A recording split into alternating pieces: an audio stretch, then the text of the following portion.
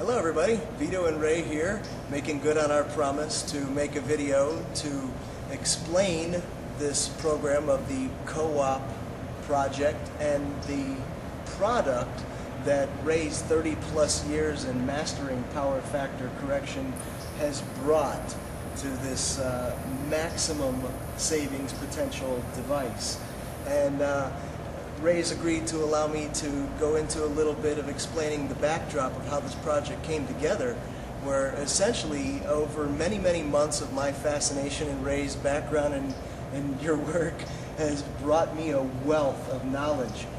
And I'm so honored by that in and of itself, but especially for what it has become in the development of this project and this program, because you telling me about the technology and the savings that power factor correction delivers had me just urging you to agree with me that we needed to do something at least on small scale for friends and family. But in many, many weeks of many coffee sessions and many discussions, we've refined this project to be able to scale up the production to meet the demand. And we're no longer restricting this just to family and friends as we had originally agreed needed to happen, because the savings to the end user for applying this technology in this simple format following physics has allowed us to be able to do. So we're going to have Ray introduce the technology and give us a little bit of insight in the shorthand of power factor correction and about the device. So Ray, you were telling me how this ties into Nikola Tesla and how he was basically discovering the principles of physics that allow us to make maximum use of the energy we're purchasing, right? Yes. Nikola Tesla, back in the 1890s, developed our current grid system and our current form of AC electric that we use currently. It's grown over the years, and it is our standard of power that we use now. Power factor correction was a part of tuning the circuitries that he had developed, especially his AC induction motors. And if I understand correctly, your 30 plus years of mastering this simple technology and the physics behind it has brought us to a device that can provide what kind of savings? Well, the savings vary upon the installation itself. Also, the amount of current that someone is currently using. It basically puts your power factor closer to where it should be. Which is? Well, power factor is measured ideally in 1. Anything below that, a 0.6, 0.7, 0.8, 0.9, that means that you have power factor that needs to be corrected. On the average, in all my years, the average home is 0.7, somewhere around in there. These units will correct it back to 0.8, 0.85. It all depends upon the installation of the electrical wiring and the type of loads that you're currently using in the home. So your personal use of your appliances, your personal choices, and how a house is wired, these affect? Yes, that affects it.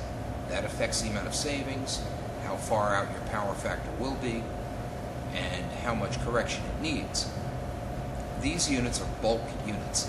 They have an average amount of power factor correction, which over my years I have found the average home needs. You save electricity by correcting the power factor. Most people know nothing about it. Most electricians that work on residential and commercial installations don't know anything about it. Yet the power companies themselves use it at their substations to correct their power factor in their high voltage transmission lines. The substations that you see, you've seen them all around. usually a fenced-in area with large transformers, wiring boxes, things like that. A lot of times those boxes have power factor correctors in them. Now, the power companies at that point aren't charging anybody for that power. Yet they know that they're losing a good amount of power just by not correcting the power factor. Power factors in homes should have been addressed a long time ago. Other companies I've seen out there are making outrageous claims, claiming 50% savings on your electricity and things like that. So this is just not true. I've never seen anything that bad. What I have found is an average. A bulk corrector will do the job. If you want to get it as close as you can to perfect, you're talking about continuously monitoring the power factor based on the amount of loads that you're using and correcting it electronically, switching things in and out. A bulk power factor corrector is the best practical solution for a homeowner or a business.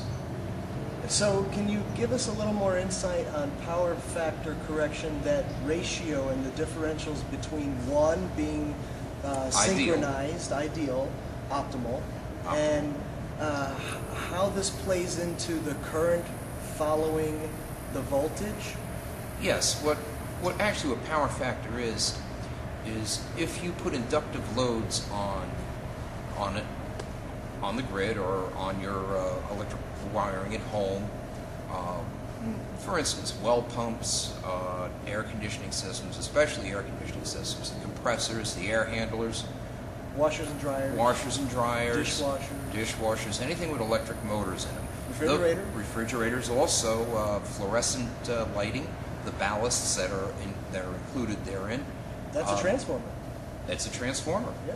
You know, also the electric wiring in a home in close proximity to each other as the wires are run act as a linear transformer, which can also offset your power factor.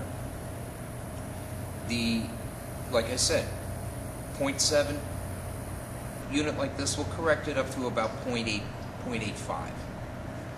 That's substantial in and of itself. It's substantial within itself. 10-15% right off the bat. Yeah. Okay? In worst case scenarios, where when you're loading the system down with large air conditioning systems or large mechanical machinery in a commercial aspect, the power factor can get even worse. And in fact, in commercial installations, a lot of times an electric company will check the power factor and charge them for a bad power factor, which in that case you need to put in a commercial power factor monitoring unit that will correct it as per the loads. So as you're increasing the draw, you're rebalancing as you go. Exactly. You have reminded me on a few occasions how this actually cleans up the energy or cleans up the electricity. Yes, a lot of people haven't had the opportunity, but I have, and that is to actually look at the waveform or the quality of the electricity that is coming out of your wall plugs or out of your distribution panel.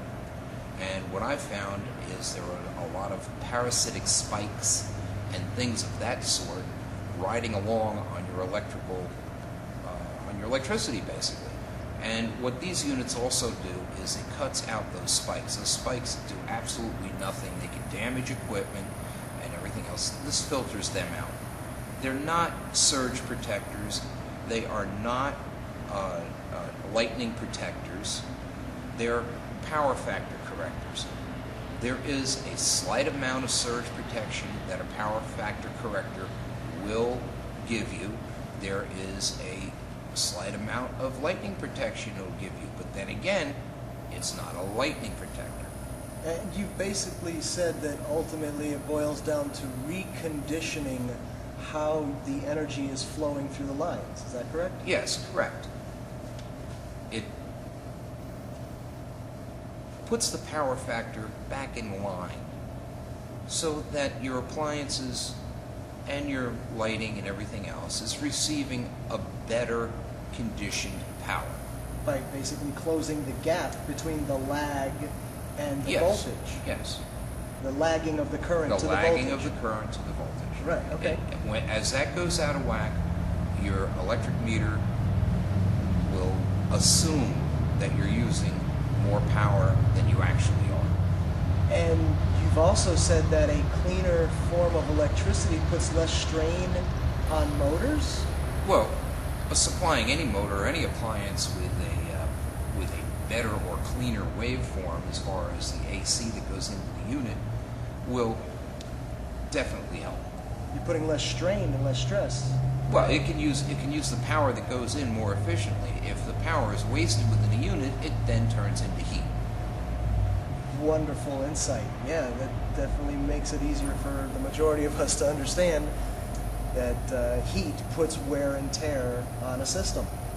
Yes. And friction.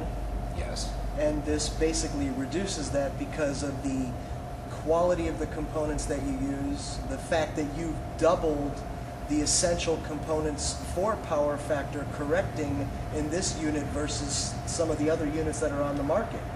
If the electric utility has deemed that it is important for them to do, why isn't it important for you to do at your own home? You addressed that by telling me about the brownouts in California in the year 2000, how they were regulating how much electricity you could have because there was more demand than they could supply, and they even had to go to outsourcing dirty energy. This was resources. back around 2000, 2001. California was experiencing rolling blackouts, and what it was that California themselves said, we don't want to build any more power plants. Right. So they continued building homes, businesses, things of that sort, and their power demand increased, but their generation capacity remained the same. What they ended up doing was having rolling blackouts. They ended up buying extra electricity, I believe, from a generating plant in Texas that had been reactivated, but it was coal-fired. It was extremely a polluting situation, and that was the only thing that got them through. That's all they could do. That's all they could do. But They needed the extra power. They had to get it from somewhere. And you said that if everybody had at least some form of power correcting in their home, then people would have been using the electricity they were paying for. They would have put less strain and stress on the system itself. Well, let's just say on the average they were using 10% less. All those millions of homes, that Wow. totals out to a lot. That's beyond fathomable in my mind. So fortunately, what isn't beyond fathomable to you has brought us the ability to produce an optimally serving power factor correcting device, and maximizing the savings would in and of itself allow the end user to be able to recover the cost of their investment sooner than with other companies that you said essentially they're basically just buying parts and putting them together in a way that provides some provable, some measurable form of power factor correcting. But that 25% even and 30% and 40% is unfounded, and they're making claims of cut your electric bill in half. And Yep, it's just totally ridiculous, the things that I've seen out there. These units, I chose to use twice the number of components that a lot of the other companies are using. It's not a cost factor in this one. right, it's maximum gain. And the bottom line is more meat, better product. You end up with twice the number of the components. It can take a little more of a surge than other ones I've seen out there. It actually operates a little better than other ones that I've seen out there because these are bulk conditioners. You cannot get it exactly where you would want it to be. In other words, you can't get it up to 1. You don't want to bring it up to 1 because it is not monitored. You want to bring it up to about 0.85, 0.9. things of that sort. The realistic savings is going to be anywhere from 5 to 15%. Anybody that tells you anything other than that, I would just avoid them. They're not even following physics at that point. I doubt some of the companies I've seen out there even realize what they do. Because essentially they're just following a business model and a business plan for maximizing profits. For manufacturing a device. Yeah, and that's understandable and even respectable. We can appreciate that's how a lot of our society goes. But that was not our focus. Our focus was, as we agreed, sharing the same prayer to serve the highest benefit of all involved. This is not the flagship of my company nor yours. No. And we realize that not only is the timing right in our companies with the other projects that we have going on, this wouldn't impose for us to scale up production to meet the demand as I'm servicing the customer service end and you're creating a side project to create the manufacturing. Yes. And not waiting on Congress to fix the economy. We're going to be implementing more and more jobs to be able to meet the demand, because we decided originally that we had to do this to provide a unit to friends and family, because there wasn't a company out there maximizing the gain and minimizing the cost like we have. Moreover, you agreed that the Co-Op referral program that I designed to redistribute the profits back to the buyer to give them an opportunity to recover their investment costs a lot sooner, not waiting on what might take a year to a year and a half to recover your costs and savings, depending on your current electric usage. Because you said somebody who's got an average electric bill of $250, $300 is very likely to see the savings of electricity in and of itself recover the cost of their investment. This is true. So there are a lot of benefits with what we're bringing here, and we just saw that not only was the timing right, but we just could not withhold on what we had available to us. Not only is the relationship between us what is necessary to bring it about, but in us introducing this to friends and family and people saying, yeah, you put it together and I'll take a unit, you know, orders already coming in ahead before we already had the production set up, is really what spawned the implementation of this now. We're not waiting for another company to produce a better unit at a better price to help the end user to recover their investment costs sooner. And moreover, we're spreading the wealth. We're giving people even an income opportunity. You don't have to stop at the referrals. Just once you've recovered the cost of your unit, you want to turn this into an income opportunity. Well, you're only going to be helping more people to save more money, to get better results, to maximize the energy efficiency and support a green-oriented lifestyle. Is that an accurate idea, depiction? It's an accurate depiction that I can see. The units work. They always have. Outrageous claims by other companies are just totally unfounded. I don't understand why someone would even make these claims unless they honestly didn't know what they were doing. And your 30-plus years of mastering power factor correction on an industrial level and having the contacts with the manufacturers that allow us to get the highest quality UL approved parts. This is all UL approved parts. Everything that's here is UL approved. And all the components. And configured in a way that your experience has shown you in before and after test results, many test results, that this maximizes what the principles of physics allow. This does it. These units do it in the safest way for a bulk power factor corrector. You have to do an average. You're not monitoring the system on a minute-to-minute basis or a second-to-second basis. You have to do an average. These do an average. And they produce the best results within those averages. The best results in years of doing this, yes. Well, now you have more information, and thank you, because without your support and contributions, for the earliest of people viewing this video, this system and scenario, this project wouldn't even be what it is now. I'm very much looking forward to what it can be with your support and your contribution and spreading the word. And Ray, I'm honored that you agreed to work this project with me. It's a beautiful thing we're putting together here. Oh, definitely. Thank you much. You're welcome. Thank you all. Bye-bye.